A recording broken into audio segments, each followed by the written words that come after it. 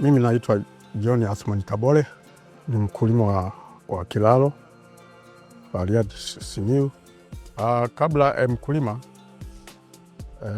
hali ilikuwa sio nzuri, kwa sababu nilikuwa napokea fedha njia ya taslimu, na fedha ninapopokea kutoka AMCOS ilikuwa haina usalama.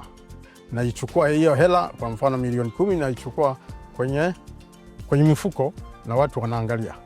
Inabidi nisilale nyumbani siku hiyo.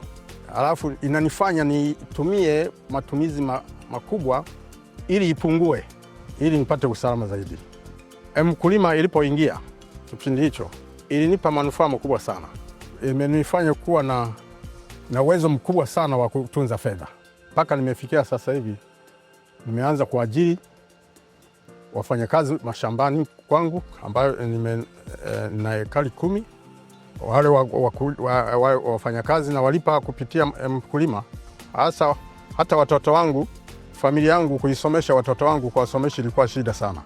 Lakini baada ya kuanza kutumia mkulima, nimesomesha watoto wangu, wengi wako vyuo vikuu.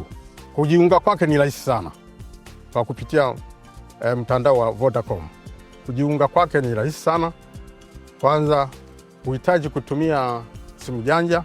Kwa vile mimi ni mkulima wa kawaida, natumia tu simu ya kawaida.